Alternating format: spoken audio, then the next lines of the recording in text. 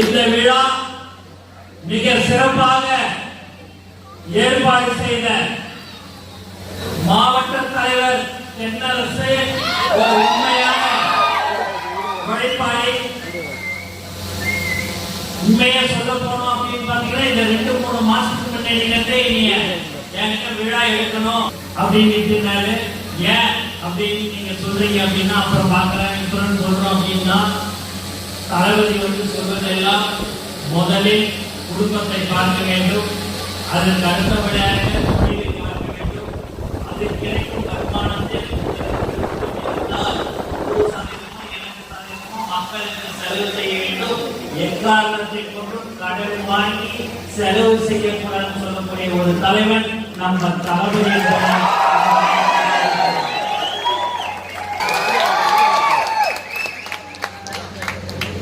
இன்று முதல்ல குடியேற்றின, அதற்கு அடுத்தபடியாக தளபதி நிலையில்லா வீடு கட்டும் திட்டத்தின் கீழ் இன்று ஒரு பயனாளிக்கு வீடு கட்டி கொடுத்திருக்கிறாங்க.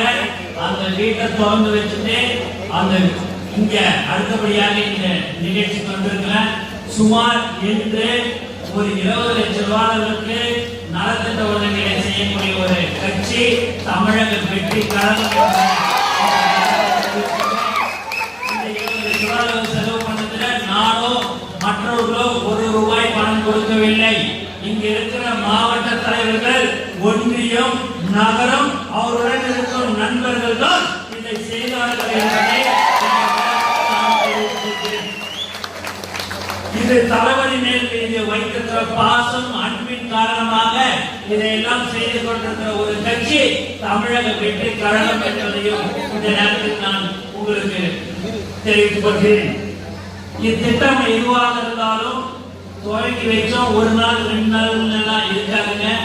எப்பயுமே ஒரு திட்டத்தை தளபதியுடைய ரசிகர்கள், தொண்டர்கள், தோழர்கள் தொட்டார்கள் என்று சொன்னால் அது கடைசி காலம் வரைக்கும் செய்யக்கூடிய ஒரே கட்சி தமிழக வெற்றி கழகம். வர இடத்துல நீங்க பொதுமக்கள்லாம் மிக சிறப்பான ஒரு சந்தோஷத்தோட நம்மளை வரவேற்றார்கள்.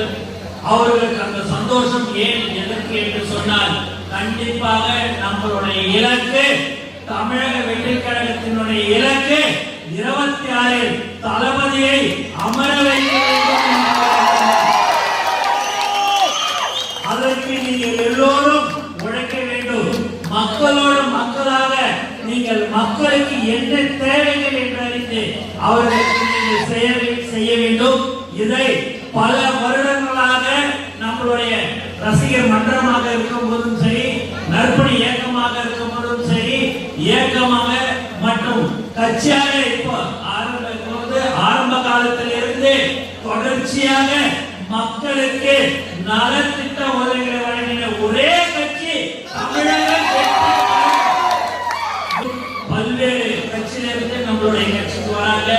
அந்த நண்பர்கள் எல்லாம் நாம் மதிக்க வேண்டும், அவர்களை அரவணைத்துக் கொள்ள வேண்டும், அவர்களோடு நாமளும் நம்மளோடு அவர்களும் செயல்பட வேண்டும். ஆனால் ஒன்னே ஒன்று நான் சொல்லிக்கொள்ள ஆசைப்படுகிறேன். தலைவர் தளபதி சொல்வதெல்லாம் முதலில் யார் அன்று முதல் இன்று வரை கொடி கட்டிக்கீர்கள் சைக்கிள்ல போய் போஸ்ட் ஓட்டின தொண்டனுக்கு தான் பதவி வழங்கப்படும் என்றுதான் அவர் எனக்கு சொல்லிக் கொடுத்திருக்கிறார்.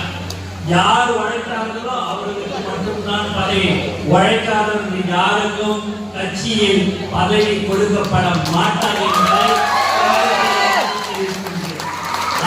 நம்மளுடைய உயிர் மூச்சு நாடி அனைத்தும். அதனால நீங்க எல்லாரும் நீங்க மிக சிறப்பாக செயல்பட்டுக் கொண்டிருக்கிறீர்கள்.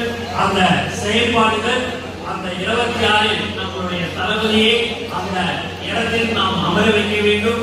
அதற்கு கடினமாக நாம் உழைக்க வேண்டும். அது எக்காரணத்தை கொண்டும் உங்களுக்குள்ள எந்த ஒரு சின்ன மனசுல ஒரு சங்கடம் ஏற்பட்டாலும் நீங்கள் தளபதியுடைய படத்தை மட்டும் பார்க்க வேண்டும். தளபதியுடைய படம் எல்லாருடைய கையிலையும் பாக்கெட்ல நம்மளுடைய அவருடைய புகைப்படத்தை வச்சிருக்கிறோம். அதை பார்த்தீங்க அப்படின்னா நமக்கு எல்லாமே தளபதி தான். தளபதியை தாண்டி நமக்கு வேற எதுவுமே கிடையாதுங்க. அதை மனசுல வச்சுங்க.